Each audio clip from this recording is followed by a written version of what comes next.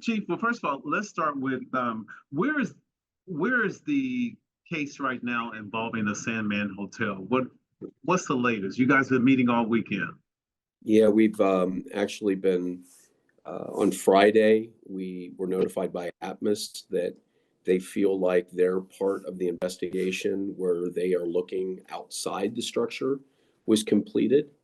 They notified us of that, and they felt that everything was normal on that end of their part of the investigation. The folks that were overseeing that part of the investigation from the state and the federal government appear to be comfortable with that because they have not raised any objections. So at that point, it changes, it transitions our focus away from outside back to inside the structure. And so we have been working over the weekend to make sure that we have the right subject matter experts available and have the right conversation with other stakeholders that have interest in making sure that there's a thorough and a fair and a neutral investigation that's moving forward, that's defendable, and that helps us get to what we can ascertain is a cause and a determination of what happened, and to the best of our ability. And so, yesterday being Martin Luther King Day and the cold weather and things like that, while we had internal meetings, we weren't able to really talk to anybody else until this morning. And we had some meetings this morning, and those meetings were very good. They were very collaborative. And we believe that we have a plan that we're going to move forward with, and it's going to be slow and methodical to make sure that it's safe and that it's thorough, and that all parties that have interest have the ability to be a part of it, so that we have confidence, that everybody's seeing the same thing and everybody's having the opportunity to, be a part of what we're doing as we lead this next phase of the investigation. So we're trying to do it cooperatively with people instead of trying to do it to anybody. We're trying to take that approach in order to gain confidence that we're really just trying to get to a bottom of a cause and trying to see what we can do to determine what happened and prevent it from happening in the future. Chief, what is your confidence level of actually learning what happened at the Sandman Hotel? Are you close to 100% or 100% that you will learn what happened? I have confidence that we have a team of people that we are going to put our best foot forward to get that determination. I have 100% confidence in the group that we put together. We are working with stakeholders from the Bureau of Alcohol, Tobacco, and Firearms, who has a lot of subject matter expertise that they can help bring to this. And again, not necessarily because there's any criminal intent or criminal nature that we found, but just because of their expertise in dealing with a lot of these issues. We have to trust, and we have to work with building general contractors who can help us peel back the debris in order to try to get to the area that we need to assess. And then we're going to have to work with people that we're all comfortable with from a metal standpoint, and that making sure that people have the ability to look at the different types of debris to help us determine if and what that debris looks like and what that means. If there's the gas meter as an example, if it was damaged by the explosion, or if what they're seeing actually contributed to. And those are subject matter experts that we're trying to work with and bring in to make sure that we realize that we don't necessarily have the expertise all on our own without leaning on partners. And we're trying to make sure that those partners that we bring in, everybody has confidence in. So I have confidence in the team. I have confidence in our approach. I have confidence so far in the cooperation we've received by everybody. And I think that those 3 or 4 things right there are leading me to a high level of certainty that we're going to be able to at least identify how and where this occurred, but I don't know without seeing the evidence of, I can't tell you with 100% certainty we're ever going to be able to say exactly why. But there's a lot of interest in this, and we're going to give it our best. We're going to throw our best efforts at it to make sure that it's thorough, it's complete, that it's fair, and that it provides the best results.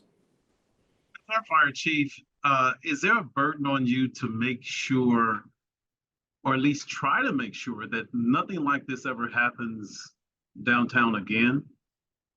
Oh, absolutely.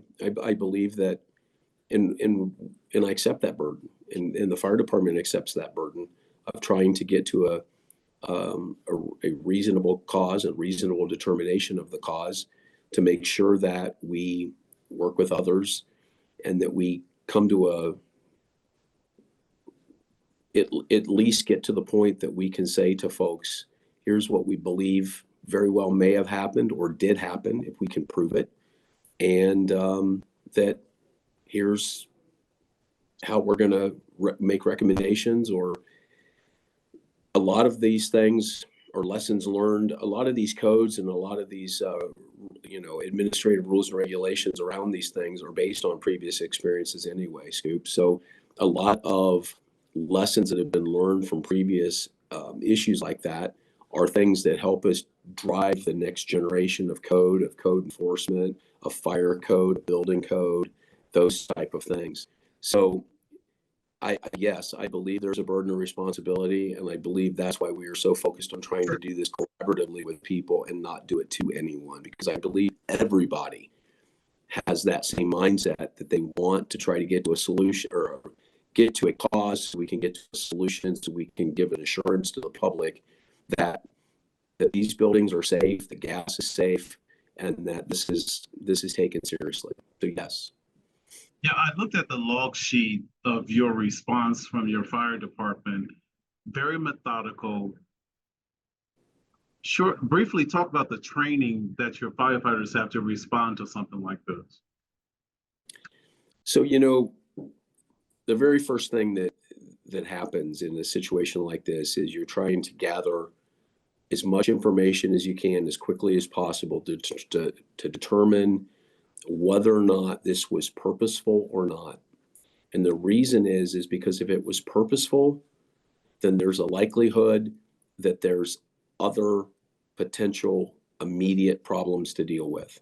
An explosion is frequently followed by a secondary explosion that traps and hurts and is designed to hurt first responders purposely. So those are the immediate things our first responders are doing. They're assessing the scene. They're trying to determine if there's a further threat that is going to impact them. After they complete that assessment and they get themselves to the point where they've set up their initial command structure and they've gone to work, then they do an initial assessment of the building for stability, imminent collapse. They set up a rescue sector, a triage, treatment, transport sector. They call for additional resources, more ambulances, more rescue equipment, so a lot of times it's just more hands for people to shuttle people and equipment. And then they remove the surface area of victims, the people that are obviously ambulatory and just need assistance. They get off of the scene to someplace safe in a what we call a cold area or a warm area instead of in the middle of the hot zone. Then we go back and after we do the initial primary assessment, then we go back and we slow things down a little bit more. We get another group of people who we can break the scene up a little bit, send sections in and quadrants in, and we do more of a thorough secondary assessment. And that's how we look for victims, and that's how we treat and triage and treat and rescue the victims. We have to get control of the utilities. This is all going on at the same time. We got to get control of the utilities. The utilities are more than just the gas. It's the water, it's the electricity. It's making sure that the those contractors, the Atmoses, the Encores, the Fort Worth Water Department are all there, and that they're operating to help us control the utilities and to do it safely because they're now in the hot zone, the hot area. So we have a responsibility to keep them safe. We work with the police to coordinate the area off to make sure that anybody that, that if this is a crime scene, that it's protected so we have evidence collection and that we have some way of controlling people's coming in and leaving those scenes. We end up having to do a secondary search in a 20-story building like that. We have to methodically go room to room at some point and make sure that we've cleared those rooms. We have to make sure people aren't stuck in the elevator. And generally what we do is we go to the immediate area of collapse and the problem, and then we try to get above it, below it, and then to the highest floors first because of the way air and things move through the buildings. We're measuring the atmospheric temperatures, or not temperatures, the atmospheric conditions. We're measuring those for gas, for other things that might be hazardous to life safety. We're making sure that we're working with people like MedStar that if they need help moving people to the hospital, that there's assistance to get that done as well. We're trying to track where all these people are going so we don't lose people about how many we transported and where we took them. And so we start off with smaller incidents when we teach our people and they gain experience of that. And then we do tabletop exercises and we do other types of training in order to expand their responsibility for taking on larger scales. And we bring in additional help as needed. And we basically do this by breaking the scene up into manageable work groups. And so our incident commanders work with police and things like that to make sure that gets done. All right, thank you, sir. I appreciate it. How many agencies are part of the investigation in all? Do you know? So the Florida Fire Department is right now in the lead in the investigation. We are working cooperatively. We've got other people involved with us at this point, and it's the Atmos folks are still involved. They're still, helping us wherever we need help. The ATF, the NTSB was on site, so we still have access to them if necessary. We have other city departments such as TPW and water, code enforcement, legal, our city legal department, since there are other businesses and companies involved in this conversation, and they have legal counsel. So we're letting them all work together as well. And so, what is that, 5 or 6 right there that are all working collaboratively together to try to, and like I said, we've been meeting all weekend internally as a group, and now that we're back to the business week, we've started reaching out to these other folks and having conversation and right now everybody is working with the best foot forward. Yeah, so they're probably more appropriate to address it, but it was my understanding in my discussions with them that when they arrived, they were in an overseeing manner, but they have the right and the authority to take over the investigation. But they were not doing it at that time. And as of us speaking right here, they have not done that. Okay. So that does not so I have no reason to believe that they are, but that doesn't mean that they couldn't call tomorrow and say, hey, we've decided that we're going to take the lead on the investigation here. And apparently I learned something new there. I didn't realize that they oversaw stuff like that, and it turns out that, from my talking to them and me saying, hey, teach me. And they were like, gas is a federal asset and it moves through transmission lines, and because it's transported and it moves, that's why it falls under the NTSB. So that was something new that I learned. And in Texas, the Railway Commission oversees that section, so that's why the Railroad Commissions was also in an overseeing Atmos's work at the time. And Atmos probably can speak more to that, but there was they never, and as of this moment, they have the authority to take over the investigation, but they have not done that, and they've given us no indication that they were planning on doing so. I believe that it's fair to say that if they found something that they did not like in the course of the Atmos side of the response, that they would have done that, and that's why we put out our press release on Friday afternoon after Atmos did. Atmos put out their press release saying that they had completed their side of the outside of the building review, and that they did not find anything abnormal in their review of their line on the underground assessment. And the NTSB did not push back, at least to us. They did not push back on them putting out that press release.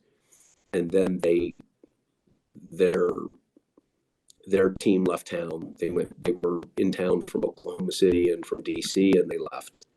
That left us with the plausible assumption that they were comfortable with what Atmos had provided them, and that in what they had overseen Atmos doing their own testing, that they were comfortable.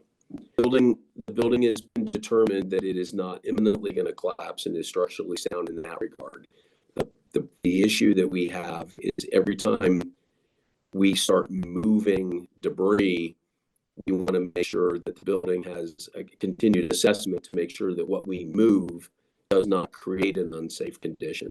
So we want to make sure that working with the general contractor, who's going to hopefully help us begin digging out the debris so we can get to the areas of the bulk of the collapse that we need to get to for investigation, we want to make sure that we're not altering the conditions of the building, creating a further risk, if that makes sense.